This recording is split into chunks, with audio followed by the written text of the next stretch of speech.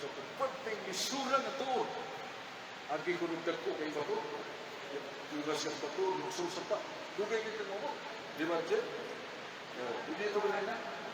Buti pa yung kagitan niya na. Sorry kayo. Gamit-gamit ang microphone. Gastor by Whisper. Pinangga kaya na ito. Miskin. Ang post. Jadi dia berdungu. No? Tanaw ko na ito. Ikaw dia, Brad, Jeffrey, si Brady Fred, niya. Dungog mo dia no? Maklaro, dungog. Maklaro din ito niya, kaya isa-isa mo. Pinangki sa pagtuong lamang ni Kristo ang kaluwasan. Dili sa buhat sa kasubuan. So no need to obey the commandments, but only faith in Jesus. Luwasan. Asang basa? Limutan. Ha? Galatians 4:16. Ang tubag na ito niya na, may hindi man, doon ay duha ka klases balaod. Nagidilim sa Ginoo. Ang una, balaod ni Moises na sa buhat 3:23. Ang tinuray, ang Ginoo, kung dilinan niya niya ito, sa katarungan, nga ang mga balaod ni Moises, murang mag-uuna ba, mag-challenge ni mo to look into the deeper law of God ng unang 10 commandments. Pero sa buhat 3:23, suwat na kita, nga ang balaod ni Moises dili kaluwas. Ang balaod ni Moises dili kaluwas. So sa may example sa balaod ni Moises, nga maghala ka ka na ito, doon nag-ipakas sa dugo, karni ihala diya sa atat. O ang pagtuman sa kasubuan sa nato. Ipapahulay, kaya labihan ang anak gilugan. Sa Hosea 12, thousands of laws are ahead. Sa suko, gilugan ka na libo-kalibo katulaon. Mag-listen ko yung kwartong tumas, suko sa libo-kalibo. Mana ang balaod ng Jesus dito. Kedua, doon ay balaod sa sala. Nagkanugod na ulit ang balaod sa sala. Balaod na, pero balaod sa sala. Oh. Wate mo dugog, pero na ang Biblia. Nasa Roma City 20. Roma City 20. Iyon sa paglo, sa panili sa mga ko. Noon sa mali, iyon sa paglo. Sa Roma City 20. Naay nakita na ko o balaod. Balik. Hindi ang suka. Na ang maayo nga kong ginawa na akong buhaton, akong buhaton. Maayo man, akong ginawa na, laluhon ako, akong ginabuhaton. Pero iglabas, ang dautan niya gibuhat. So, under strange kind of law, iyan na nagpalaot sa sala. Namatod ka niya isang baglo, dili na ako'y nagbuhat niya. Ang balaot niya, suot na ako, balaot sa sala. Now, hope can really overcome and solve the problem na balaot sa sala. Kung ano na nagkakayo, naguhuli mo, pagbuhat mo, ang dautan, kasi hindi mo ngayon, atong ngayon, balaot sa sala. Mauna din, kalawas ang balaot. Kasi balaot sa sala. Niya balaot ng Moises, hindi mo kalawas. Buhat Moises na rin. So, sa Roma 8:2, minum ini sa Lucia. Roma Kapitulo 8:2. Signal na. Ngayon sa pagdo. Naay balaod sa Espiritu nga diha ni Kristo makaluwas ka na ito sa balaod sa sala. Repeat. Naay balaod sa Espiritu, the law of the Spirit, with Christ is law, and then it is true. The law of sin, which is within us. Ngayon sa pagtuloy ay balaod sa Espiritu na diha ni Kristo makaluwas ka na ito. Mahal ka ng balaura sa nanawag sa balaura. Kaya nga ng balaura sa Espiritu. Pili na balaura ng Moises. Sa Roma Kapitulo 7, Versículo 7, mingon si San Pablo. Ang balaod. Kaya ang dimension din 10 commandments. Balaan, tayo, mataro. So, karang balaod sa Diyos buko sa mga that is a perfect law. They are perfect laws. Hingpit na kapalaw. Ang mga konstitusyon sa kalimutan, nagagod mga babalao, ikupya nga nila sa Ten Commandments. Katong mga mayan nila balao. Itaga na nila ng mawilas. Pero bakit ang Ten Commandments? Kung sa gano'n, ang balao, meaning the Ten Commandments, walaan tagtungan. O yung maayo tagtungan. Mataro. Ngayon mo ka mataro tagtungan. Yan, isumpaya nga ni San Pablo sa Roma 7:13, ang balao Espiritu. Kung naningon si San Pablo sa 8:2, Roma 8:2, doon ay balao sa Espiritu. Na diya ni Kristo ang taluwas ka na kung balao sa Espiritu. Sana ba maura? Ibungkag ba na? Iapir ba na itong balao dari mga taluwas? No. Si Kristo misulti sa Mateo 5, 17-18, niyo siya wak mo ang ipapungkag sa balao. Yan ay pagkuman. Huwag siya luan sa kutubig sa mga balao na ipapungkag. Kaya ka man ito. Unang balao ni Kristo akong ituman. Naway mo sa kutubig sa balao na ipapungkag sa iwa. Kasama ko pa sa Mateo 5, 17-18. Mateo 15. Mateo 5, versikulo 17. Narihan ni Kristo ay sunod na mga ora, igano ito ni Kristo kauban sa iyang mga ora. Kung kuyog yan. Mga mabasa natin sa Galatianos 20, narasa po sa Galatianos 16. Naringo si Kristo, ay kasi sa Pablo, dili na ako nagkinabuhi, si Kristo na nagkilihan. Iyang mga suko, matuman na, kaya nakasya na ako. Sumo na ang katubang na ito. Nga doon ay balao sa sala, di makaluwas kayo. Tusbog nila na itong kasama. Doon ay balao din meses, di ako maluwas. So, ganang balao sa Espiritu, pinagin ni Kristo, maluwas na, batok sa balao sa sala. Maluwas na sa balao ni Kristo. Ang Roma, Kapitulo 8, balao sa sala, Roma 7:20. Na dirisulto kalaman kalang ate tumago tayo pero ang labas ng tumago sala at lima sa pagtutunan I cannot control it. That law is within me. Naganapalaura niya suna mauna ang balao sa sala ulipon na niya pero karoon na ulipon na ka sa balao sa Espiritu. Pinahagi ni Kristo, maluwas na ng balaura. Balaura ng Kristo, nga rin maluwas, o balaura sa sila. Ang identification niya nga, gitutlo sa atong ginganado, dogmatic theology, kanang grasya sa kitinan. Nawa pa.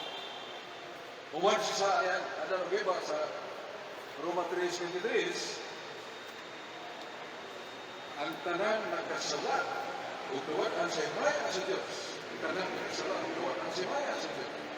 Meaning, everybody, after the sin of Adam and Eve, we are deprived with what?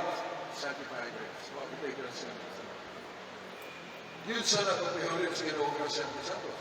Episo 1:7. Ngayon sa Pablo, bilagis kumatayo ni Kristo. Bilagis sa dugo ni Kristo na konsepto na. Kung iuli ka na ang grace. Wala pang makamatay si Kristo sa krus. Hindi na may balik na ito. Ngunit sumpa sa balao sa sala. The sanctifying grace. Niya ang identification of that, the presence of the Holy Spirit in us. Kung na itong santos ni Grasya, unsay nito ba? Unsay bunga. Nasa Tito 2. Sa Tito 2, ni San Pablo, kung ang santos ni Grasya na anak ko, niya na ito, magbantay, makabantay ka, makaambo ka, ganahan ka mo. Ganahan ka mo sa sugo. Nindutan ka mo sa sugo. So, enable us to obey the commandments of God. Number two, enable us to fight against the temptation of sin. Kabantay ka rin, kung ano yung tentasyon. Baik. Mawata lang. Sa mga baik. Mari, suprit. Kaya ko pala. That is really awesome. Igiray ko dito ni Udo Sky. Tubo ang bansa. Amin ka namin. Sa kaya na Udsay. Uyo na 100 kilos mo. Siya po. Nakagani, tanawin mo na i-pulis, sa kampas sa lubi, i-pinupidok ng light sa pasay. Yeah, kiso na kayo.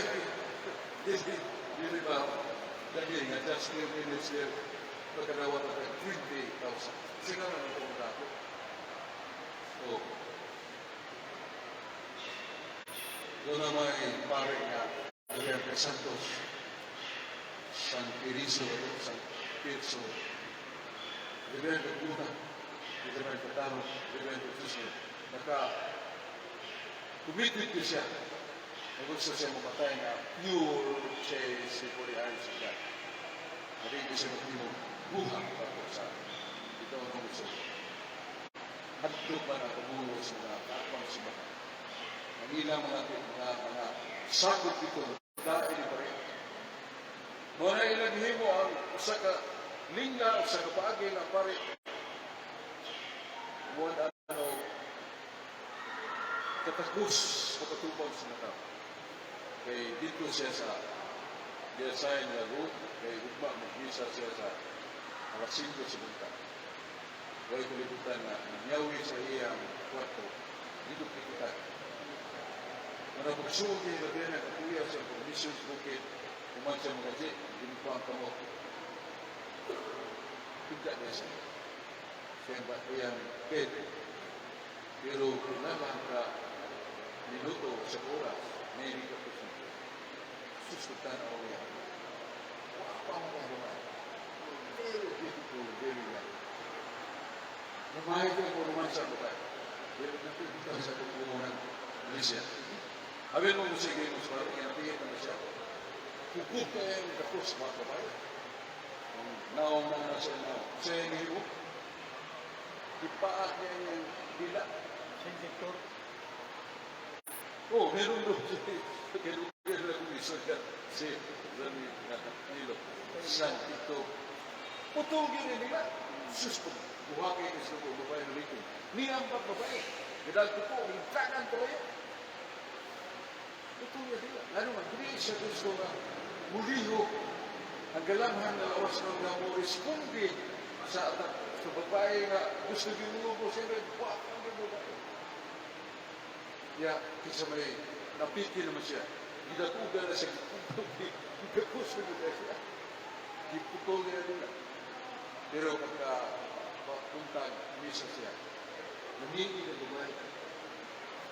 Amang hindi ko baliwa. Giputol na nila. So, pag-visas pare, kaya nilo kay Tigo. Gilatuwa sila na naputol na nila. Kaya rin tao sila. Kabisas ang kasi. Kumitido sa silo, usara akong galagino na nakapanaan ko nilo. Na ako magpuyo sa putling na kinubuhi, may pare ko. Kaya kinsa mo kakabanan, hindi manupi ko itong dito sila. Kaya kaya yung bilang hindi pare, ako ko ito ito, atong panlahin na ito. Hindi ko believe ito. There are joking priests na nangyari ito. Unaan ang kasirasya. Maria, unaan ka sa sakos ng kasirasya. Pamalim na ito siya. Ebaw mo, nakubuutan kami ng puo. Ebaw na ginawa sa mama siya. Sometime 1 hour from now, maybe there are some dangers or temptation ahead that we come across. Yan, alay sa akin mo. At sa buutan kami ng puo, losong ka na siya mag-ibig. Ayun na yun. Buhat ba ayaw buutan ka ng puo? Losol na sila sa lahat. So, maabot na sa lahat. Pero kung na Ginoo, di ko ang magdabay sa tanas ng plano na nimo. Ito na nakita sa kabulong sa mga pagplating, takat na. Nakayusip. Ngayon tabo na nagawin, Genesis 20 verse 6. Ganito sa maliit, ligid ko sa katawan, sa mga grupo niya, pulos ko nag-drive niya, malikay, sa malik pa, inangkuong kayo na Diyos doon kayo, bukan niyo tayo. Karoon kayo, mawali katungod, nagtagbo mo ng tribo ko tribo, yung kilihawag ng tribo, magkapangayo sa Pilipino tribo. Ang tribo ni Abraham, tagbo sila sa tribo niya malik. Surrender ba sila? Tugawa siya sa malik, niya mga sundaw, iriro ba? Pati sundaw. Iyan na lang di surrender. Hindi dahil sige malik. Sige siya nagwapa kayo babae, may kayong bata. Sana may na malik. Kaya pumugong na sa Abraham, no? Kung Abraham, isa na babae nagwapa kayo. Hindot niya mo kaya. Ako nang itsuo. Ito dia Sarah. Suun ba ka nagtamana? Sa Abraham, sa akong suun ba? Abraham, sorry. Hindi ka magubak, but I will have that woman. Weird siya. Karoon, niya po talang kapagkabuhan, hinumdum mo siya.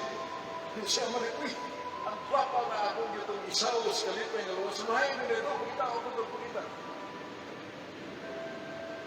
Pero sa pagpangita, nakatulog siya, ipanang ko siya niyo, Amalek, iluwas siya. Pat kabuhan, wag ka kayo nung pero ko na lagi ka kayo nung kaya kailangan ko ba kaya nasa grada ka nung nagkakahat Diyos na magbutan hindi ka tinagod kung reality na magsumon asawa ni Abraham Ginoo mo ba yun Ikaw biya ka Ginoo nga hindi ko ako kapilutan hindi ko mo kayo himulan mga nagipalino iluwas siya yung lina ang tinulay niya, mag-agaw na si Sarah o si Abraham. Yan, mag-agaw, magkatawa mo ng isuo.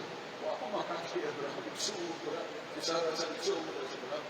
Pero dito kung lumapit, legal union. Kanawa ko po siya. Umaabot kong sala, pero palimot siya. Walang prinsipyo siya sa utang ka, tarong ka, ninapuon ka. Umaabot ko sala. Umabot pa ni Sigat siya. Muna ka na po siya. Gakarami. Galasya doon sa sisayas. Nga, tuong ni Kristo maluwas siya. Dili sa buhat malaw. Ang malaon ko sa kabira malaon sa sala. O ka na malaon ng mga siya ng kaluwa. So, ang malaon sa Espiritu, pinagin ni Jesus, makaluwas ka na po sa malaon sa sala. So, naagyan ko ng pagtumag sa suko. Naagyan ko ng pagtumag sa suko si Diyos. Nga naman, kabasa mo, nga naagyan, suko siya doon, papuhato hindi ka tayo, tumano hindi ka suko. Klaro. Saan ito dito?